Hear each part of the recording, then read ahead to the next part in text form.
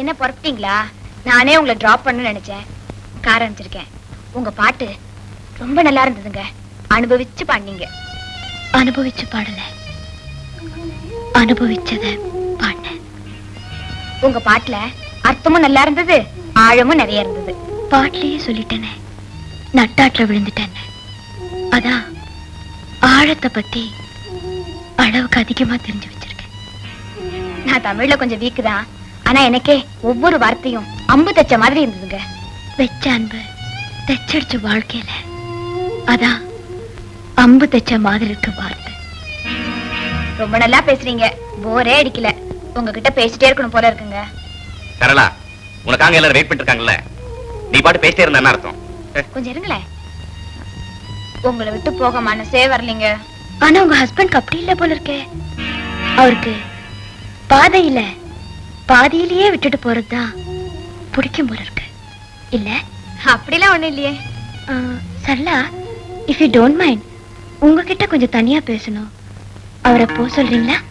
அதான் சொல்லிட்டாங்கல்ல, போக வேண்டியது தானே. சரளா, நான் போறது இருக்கட்டும். ஊருக்கு போறது எல்லாரும் காத்துக்கிட்டு இருக்காங்க. மாமா வேற உன்னோட பேசணும் நின்றுட்டு இருக்காரு. நீ பாட்டுக்கு வளவலன்னு பேசிட்டு இருந்தா என்ன சமாச்சாரம்? ஏதோ வந்தாங்க, கச்சேரி பண்ணாங்க, போறாங்க. என்னத்துக்கு நீ பாட்டுக்கு நின்னு அரட்டை எடுத்துக்கிறீங்க?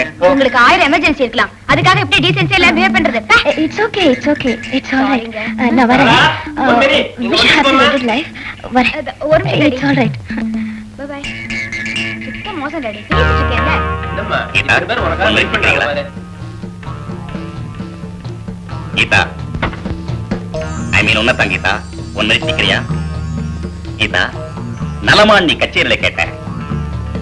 நான் இப்போ உன்ன சௌக்கியமான சௌகரியத்தோட கேட்கிறேன். சரளா கிட்ட ஏதோ தனியா பேசணும்னு சொன்னேன். பயந்துருவேன் நினைச்சியா? அதுல எனக்கு எந்த விதமான ஆட்சேபனையும் கிடையாது. பழச பத்தி நீ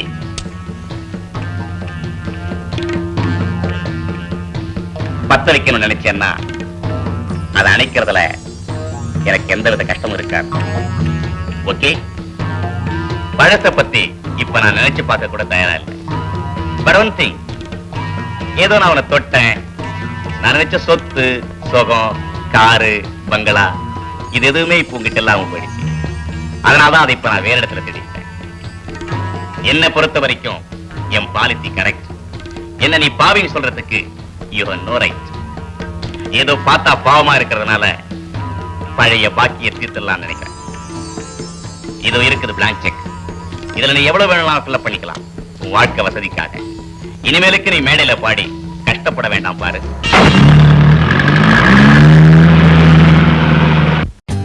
For more updates, like, comment, subscribe to our channel.